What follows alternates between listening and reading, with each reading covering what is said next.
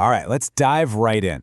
The crucifixion of Jesus, it's one of the most well-known events in all of human history, right?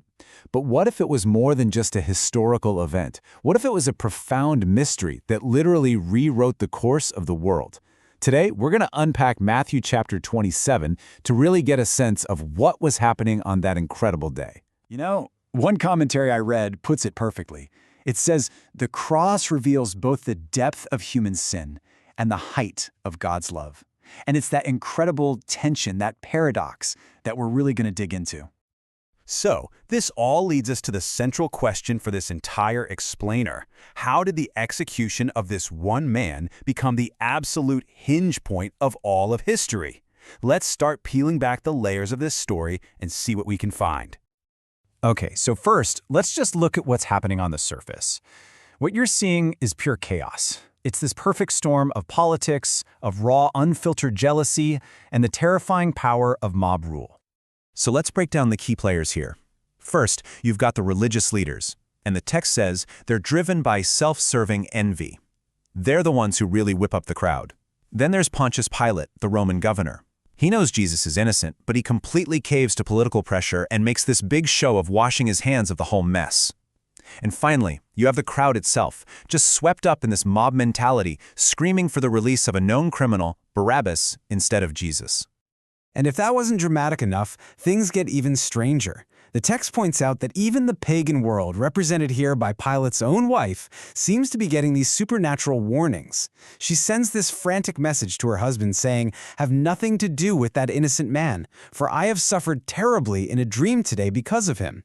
It's this incredible warning from the most unexpected place, and it's totally ignored. But here's where the story takes a fascinating turn.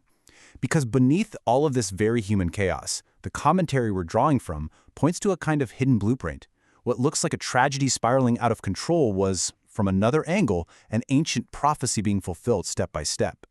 Matthew, the author of this account, is so careful to connect these dots for his readers. Think about it. The 30 pieces of silver getting thrown into the temple and then used to buy a potter's field, that's a direct fulfillment of a prophecy from Zechariah. The soldiers gambling for his clothes at the foot of the cross, it's a haunting echo of Psalm 22. Even the specific insults being hurled by the rulers, they mirror the description of the suffering servant in the book of Isaiah.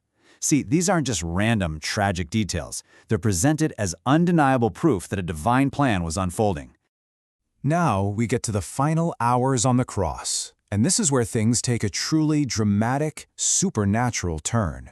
Matthew slows down and focuses on very specific signs and phrases that carry an immense amount of meaning. This timeline really lays it out. At high noon, 12 p.m., this unnatural darkness just blankets the entire land for 3 hours. Now, this couldn't be a solar eclipse, so in the ancient world, this would have been seen as a sign of cosmic judgment from God. Then at 3 p.m., Jesus cries out his famous last words. And at the very instant of his death, the earth itself seems to react with a violent earthquake. So that cry from the cross was, "Eli, Eli, lema sabachthani." That's Aramaic for, my God, why have you forsaken me?" But this isn't just a cry of pure despair. As our source material points out, it's the very first line of Psalm 22.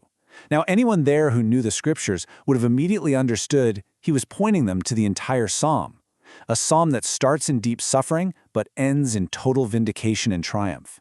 It was like he was saying, this is happening right now.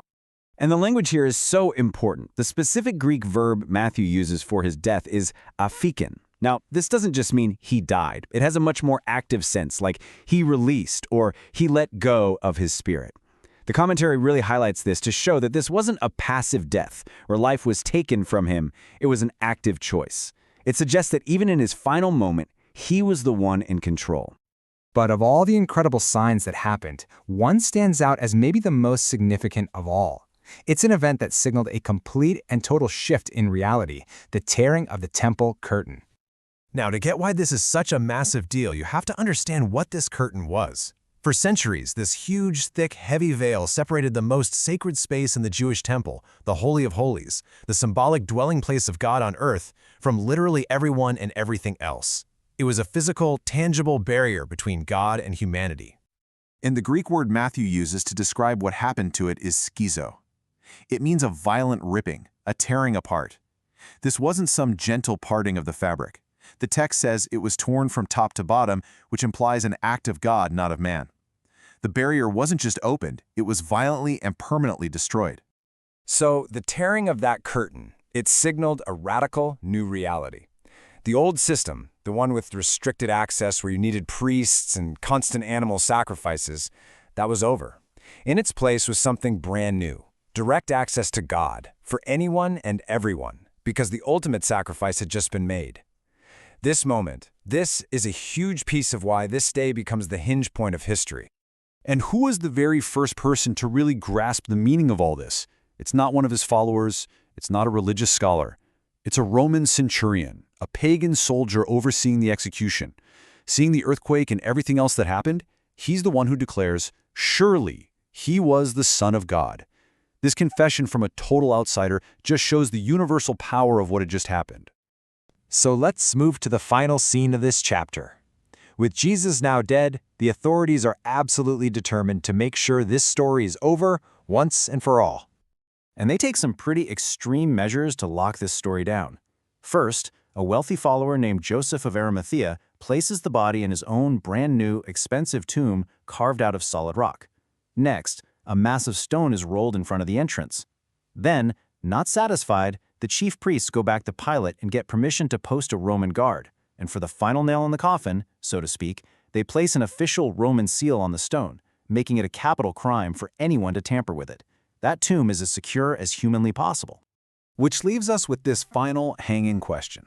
You've got the religious authorities and the most powerful military empire in the world all working together. They have sealed that tomb. They've done everything in their power to write the final chapter. But can a stone, a seal, and a handful of soldiers really be the end of the story?